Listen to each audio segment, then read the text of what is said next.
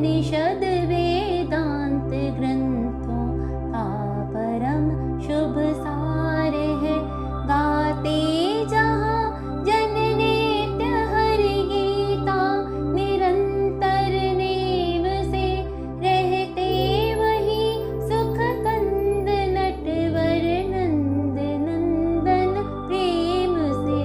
गाते जहाँ जन गीत गीता, प्रेम से धर ध्यान है। तीर्थ वही भव के सभी शुभ सुध और महान है। धरते हुए जो ध्यान गीता, ज्ञान का तन छोड़ते, लेने उसे माधव मुरारी आप ही उठ दौड़ते।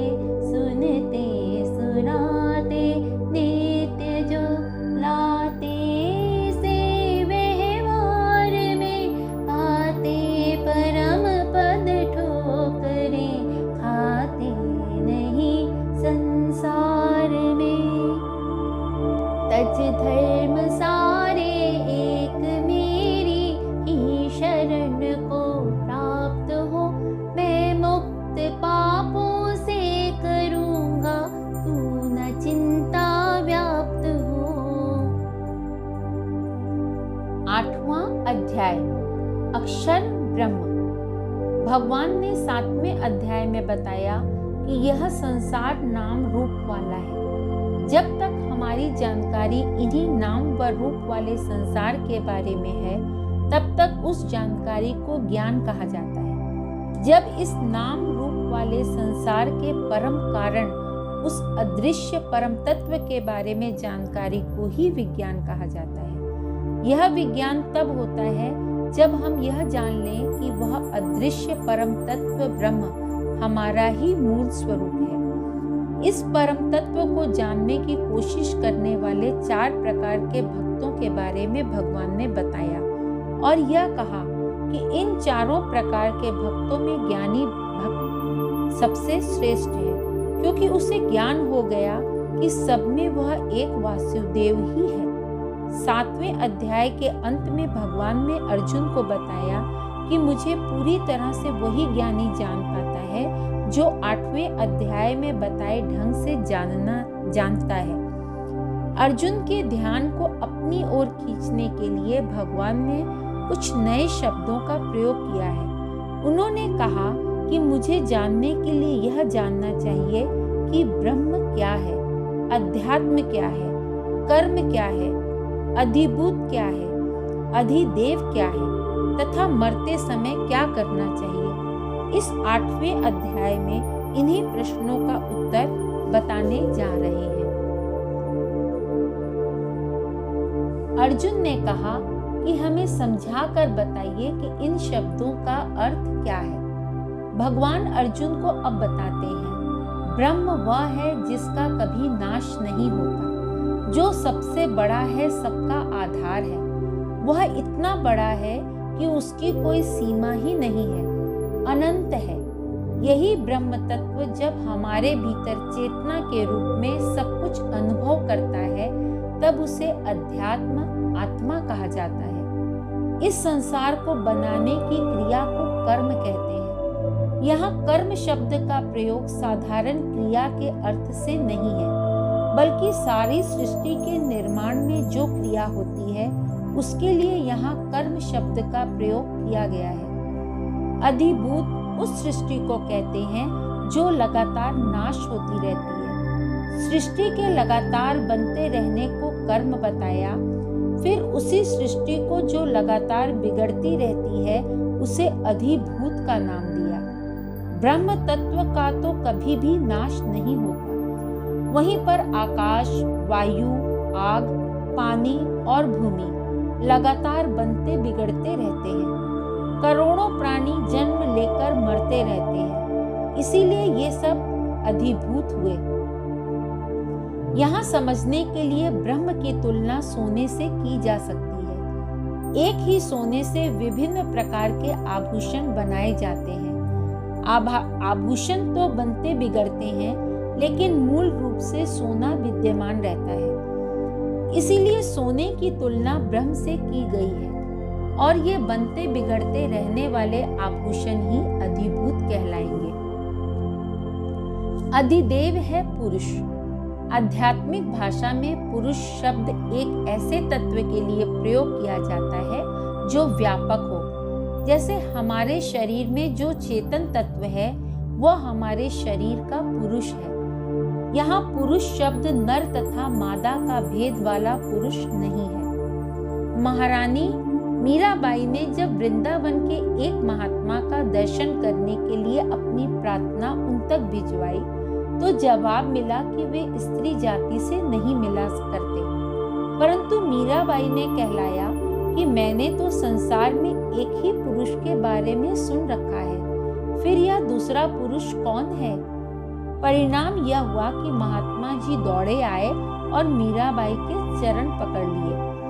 उसी प्रकार वह चेतन तत्व जो सारी सृष्टि में व्याप्त है उसे अधिदेव कहा जाता है, उसे ईश्वर भी कहा जाता है। ईश्वर ब्रह्म का वह रूप है जहाँ वह सारी सृष्टि को चलाने वाला होता है, यही अधिदेव है। अधियज्ञ कहते हैं जीव को। वह एक अविनाशी ब्रह्म जब पूरी सृष्टि में व्याप्त होकर उसे चलाता है तब उसे अधिदेव या ईश्वर कहा जाता है। जब वही चेतन ब्रह्म एक शरीर को व्याप्त करके उसे चलाता है तब उसे अधियज्ञ कहते हैं, जीव कहते हैं। भगवान कहते हैं कि यह जीव मैं ही हूँ। यह शरीर एक तरह का अग्नि कुंड है।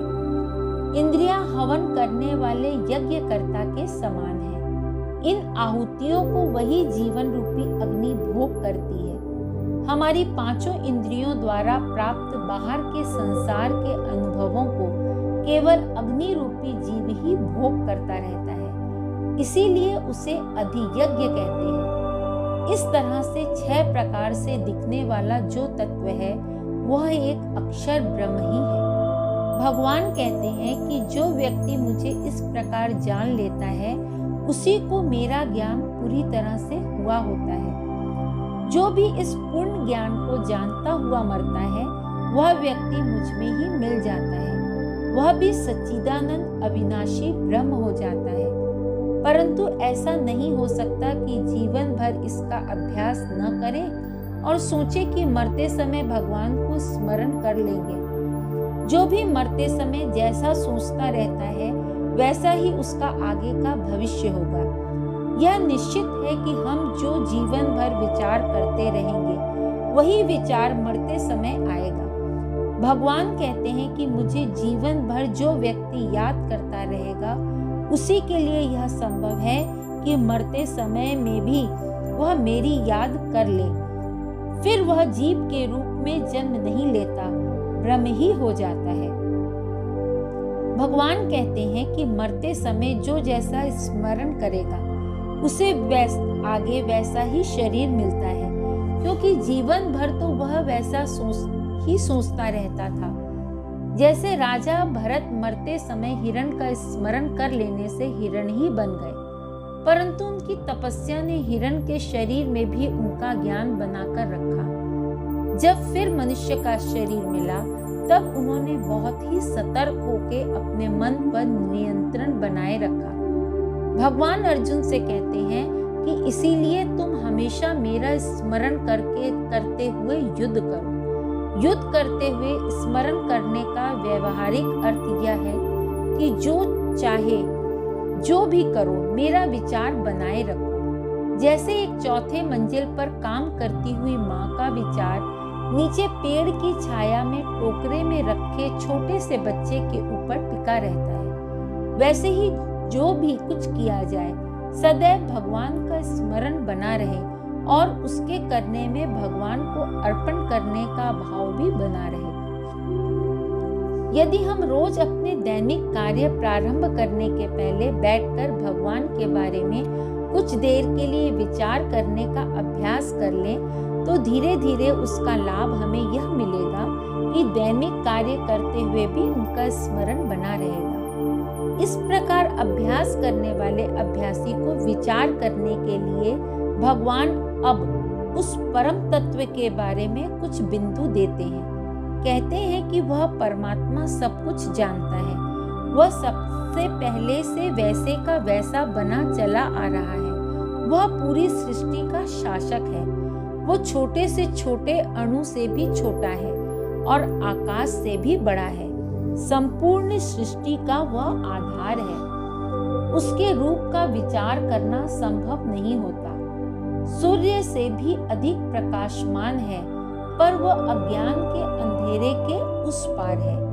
अज्ञान के उस पार कहने का अर्थ है कि हम अपने साधारण मन और बुद्धि से तो उसका अनुभव नहीं कर सकते, परंतु बार बार मन और बुद्धि द्वारा अज्ञान के उस पार जाने का अभ्यास करने वाला एक शुभ घड़ी आने पर आत्मानुभव से सूर्य से भी तेज प्रकाश में अपने को पाता है।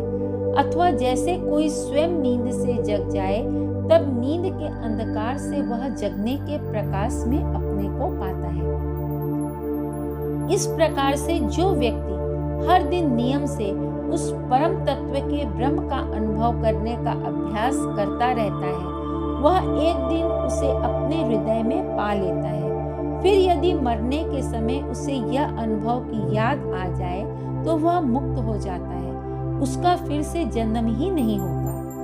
भगवान कहते हैं कि इस अभ्यास को ऐसे मन से किया जाना चाहिए जो इधर उधर न भागे, एकाग्र हो। मन उधर भागता है जहाँ से उसे सुख पाने की आशा रहती है। जब भगवान से आनंद मिलने लगता है, तब उस सुख के आगे भौतिक सुख तुच्छ नजर आने लगता है। भगवान से आनंद पाने के लिए उनकी लीलाओं को हृदय से सुनते रहना चाहिए। नाम के जाप से भी मन एकाग्र हो सकता है। भगवान कहते हैं कि जो हमें प्रेम से स्मरण करता है, उसके लिए मैं बहुत सरलता से प्राप्त हो जाता हूँ। फिर ऐसा व्यक्ति इस शरीर के दुख रूपी घर में नहीं आता। गर्भ में दुख है, पैदा होने में दुख है, क्योंकि जीवन का पहला चांटा जन्म लेने के साथ डॉक्टर या नर्स लगाती है ताकि बच्चा रोए। फिर जीवन भर चांटे ही तो लगते रहते हैं। चांटा स्कूल में भी पड़ता है, घर में लड़ाई होना चांटा ही है, फिर बुढ़ापे में बीमारी का चांटा और अंत में मरने का चांटा। इस शरीर रूपी दुखालय से वही बच सकता है जो भगवान को अपने हृदय में पालता है। इससे उल्टा जो भगवान को नहीं पाता, वह चाहे अपने पुण्य कर्म से ब्रह्मलोक भी पहुंच जाए, तो वहां से भी उसे इसी दुखालय में वापस आना पड़ता है। यहाँ आना जाना बहुत लंबे समय तक चलता रहता है। जो भी हाथ आता है वह थोड़े समय में ही चला जाता है। ब्रह्मा जी की सृष्टि में 4 युग माने जाते हैं: सतयुग, त्रेता, द्वापर तथा कलयुग। ये चारों युग जब 1000 बार आकर चले जाते हैं, तब ब्रह्मा जी की आयु पूरी होती है।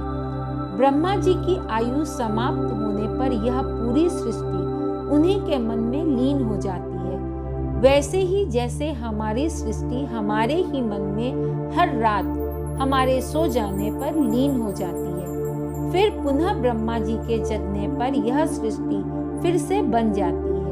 यह बनना बिगड़ना लगातार चलता रहता है। इस सारे बनने और बिगड़ने के चक्र से अलग जो कभी नहीं बदलने वाला तत्व है, वह वही ब्रह्म है, सच्चिदानंद परमात्मा। जो भी व्यक्ति उसे जान लेता है, वह स्वयं परमात्मा ही हो जाता है और इस चक्र से बाहर निकल जाता है। परमात्मा को जान लेने से उसे पा लिया जाता है, या उसके प्रति भक्ति हमारे भीतर आ जाए तब भी वह मिल जाता है। ज्ञान और भक्ति में कोई अंतर नहीं होता। यदि परमात्मा को नहीं पा सका, तो उस व्यक्ति की मृत्यु के समय जैसी स्थिति होगी, वैसे ही उसका अगला जन्म होगा। यह स्थिति हमारे पहले बीते हुए जीवन के आधार पर बना करती है। हमने अपने जीवन में 3 में से किस मार्ग पर चलने की कोशिश की है। इसी के आधार पर मरने के समय की स्थिति बन जाती है। जीवन के 3 मार्ग ही हुआ करते हैं। एक तो कर्म मार्ग है, जहां हम कुछ करके आशा करते हैं कि इस कर्म से हमें यह फल मिलेगा। इस मार्ग से चलने वाला व्यक्ति मरने पर स्वर्ग या नरक जाता है, कुछ समय वहां रहकर फिर जन्म ले लेता है। दूसरा मार्ग है उपासना या पूजा का। यहाँ हम देवी देवताओं को पूजा से प्रसन्न करके जीवन में सुख चाहते हैं। इस मार्ग पर चलने वाला व्यक्ति स्वर्ग लोक से ऊपर ब्रह्म लोक तक पहुंच जाता है, परंतु वहां से भी वापस आकर जन्म लेता है। तीसरा मार्ग है ज्ञान का, जिसमें चलने वाला व्यक्ति एक ही जन्म में पूरी शक्ति से कोशिश करके अपने ही हृदय में उनको पाकर यह जान लेता है कि मैं तो वही परमात्मा तत्व हूँ, और अपने को आने जाने के चक्र से अलग करके परमात्मा में ही समा जाता है। हमें चाहिए कि कर्म को जब भी करें तो कर्म योग के भाव से, दूसरे को हित पहुंचाने के भाव से करें, जिससे हमारे मन में ये इच्छाएं समाप्त होती जाए, संसार से वैराग्य होता जाए और बुद्धि में विवेक की शक्ति बढ़ती जाए। वैराग्य और विवेक को प्राप्त करके ज्ञान पाने के लिए कोशिश करते जाएं। हम जब उपासना या पूजा करें तो किसी सांसारिक वस्तु प्राप्ति के लिए न करके देवताओं को प्रसन्न करके अपने हृदय में भक्ति को बढ़ाने के लिए, वरदान को पाने के लिए करें। भगवान कहते हैं कि अर्जुन, अब यह जानकर तुम्हें हर क्षण इन्हीं में से किसी एक मार्ग पर चलते रहना चाहिए, यही योग है। भगवान बताते हैं कि ऐसा योगी व्यक्ति उन सब साधकों से आगे निकल जाता है जो वेद पढ़ते रहते हैं, तपस्या में लगे हैं, हरदम हवन पूजन में लगे रहते हैं या दान करके पुण्य चाहते हैं, और इन सब से आगे होकर वह इसी जन्म में परमात्मा को पा लेता है। अक्षर ब्रह्म नाम का 8वां अध्याय समाप्त हुआ।